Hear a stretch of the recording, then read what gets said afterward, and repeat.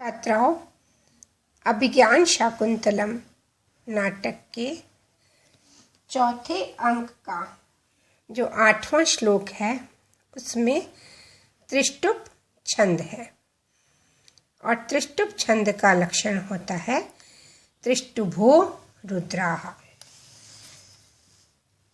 छात्राओं, ये एक वैदिक छंद है। त्रिष्टुप छंद एक वैदिक छंद है और लौकिक साहित्य में इसका प्रयोग अधिक नहीं होता। लौकिक साहित्य में इसका प्रयोग बहुत अधिक नहीं होता है छात्राओं। इसके प्रत्येक चरण में 11 वर्ण होते हैं।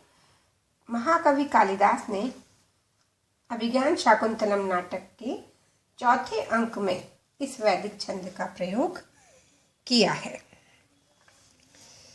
जिसे आप देख सकते हैं। ये मैंने उसका एक चरण लिखा है। अमी वेदिम परितः क्लिप्त धिष्ण्याः। यहाँ मैंने एक ही चरण लिखा है। इसके बाद के तीनों चरण भी आप लिखेंगे और उसमें काउंट करेंगे। 1 2 3 4 5 6 7। आधा अक्षर काउंट नहीं होगा। 8 आधा अक्षर काउंट नहीं होगा। 9 10 और 11।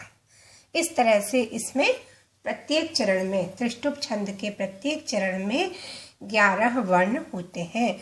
तो मैंने आपको यहाँ एक चरण गिन के बता दिया है। बाकी के तीनों चरण भी आप लिखेंगे और इस तरह से काउंट करके यहाँ पर लिख देंगे। 1 2 3 4 5 6 7 8 9 10 11। इस तरह से हम काउंट कर देंगे और लिख देंगे। ये देखिए छात्राओं, ये मैंने लिख दिए यहाँ पर 1 2 3 4 5 6 7 8 9 10 और 11। इस प्रकार से आप अन्य तीनों चरण भी लिखेंगे और इस पर इस तरह से काउंटिंग डाल देंगे और 11 वर्ण बताएंगे। आधे अक्षर पे कोई काउंटिंग नहीं होगी, ये ध्यान रखेंगे। और इस तरह से 11 ये अंक 1 2 3 4 इस तरह से लगा करके हम बता देंगे कि इस तरह से यहाँ पर 11 वर्ण त्रिष्टुप छंद के प्रत्येक चरण में इस तरह से 11 वर्ण होते हैं।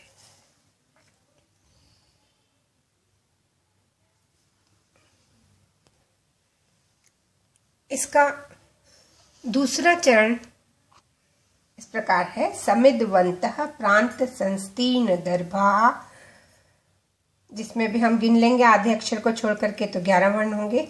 तीसरा चरण है अपघ्नतो दुरितम हव्यगंधै। तीसरा चरण इस प्रकार है। अपघ्नतो दुरितम हव्यगंधै। अपघ्नतो दुरितम हव्यगंधैर्वैतानास्त्वां वह्नयः पावयन्तु। ये चौथा चरण इस प्रकार है। वैतानास्त्वां वह्नयः पावयन्तु। तो इस तरह से हम चारों चरण लिखेंगे और उसके बाद जिस तरह से मैंने इस प्रथम चरण में ये काउंटिंग करी है, उसी तरह से चारों चरण लिख करके उस पर इस तरह से काउंट करके बताएंगे कि इसमें प्रत्येक चरण में 11-11 वर्ण होते हैं।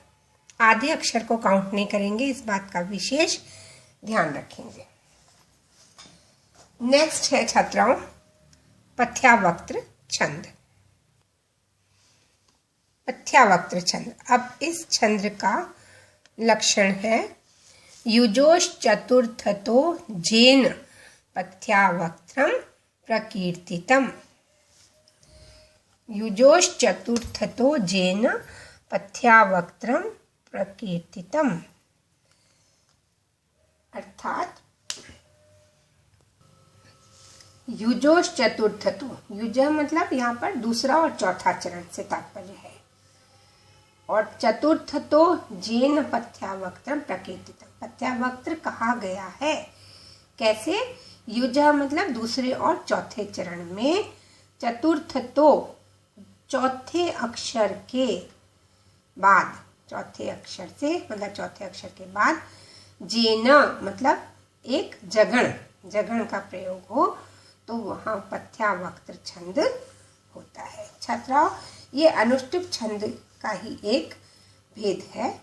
उसमें भी जैसे 8-8 होते हैं वर्ण प्रत्येक चरण में, उसी तरह से इसमें भी होते हैं। लेकिन इसमें यह बताया गया है कि युजः मतलब दूसरे और चौथे चरण में, चतुर्थ तो मतलब चौथे अक्षर के बाद, चौथे अक्षर से चौथे अक्षर के बाद चतुर्थ तो जेन, चौथे अक्षर के बाद जेन मतलब एक जगण हो। जगण में क्या होता है? जभान मतलब लघु गुरु लघु, इस तरह से ध्यान रखेंगे। तो चौथे अक्षर के बाद एक जगण हो तो वहां पथ्यावक्त्र छंद होता है।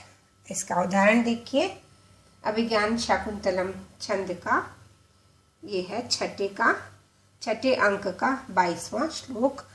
प्रजागरात खिलीभूतस्तस्याः स्वप्ने समागमः वाष्पस्तु न ददात्येनां द्रष्टुम चित्रगतामपि। यहाँ देखिए छात्राओं, हमने जो ये श्लोक लिखा है, प्रजागरात खिलीभूतस्तस्याः स्वप्ने समागमः वाष्पस्तु न ददात्येनां द्रष्टुम चित्रगतामपि। 8 अक्षर के बाद आप देखेंगे दूसरा चरण स्टार्ट होता है। तो दूसरा चरण यहाँ पर स्टार्ट होता है तस्याः से, है ना। तो 1 2 3 4। अब चतुर्थ तो चौथे के बाद जगण, तो जभान मतलब लघु गुरु लघु।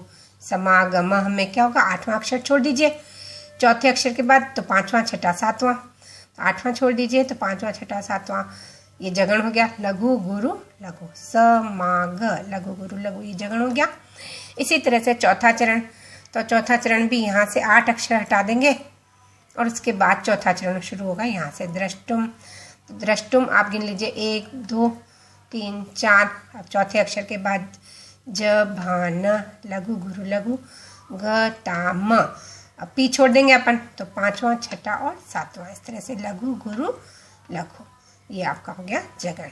तो इस तरह से छात्रों इस पथ्यावक्त्र छंद का ये उदाहरण है। मैंने दोनों बता दिए हैं आपको। इस तरह से चौथा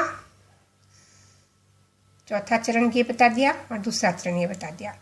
युजः मतलब दूसरे और चौथे चरण में चौथे अक्षर के बाद जगण, दूसरे और चौथे चरण में चौथे अक्षर के बाद ये जगण ये जगण, इस तरह से ये दोनों हमने देख लिए हैं।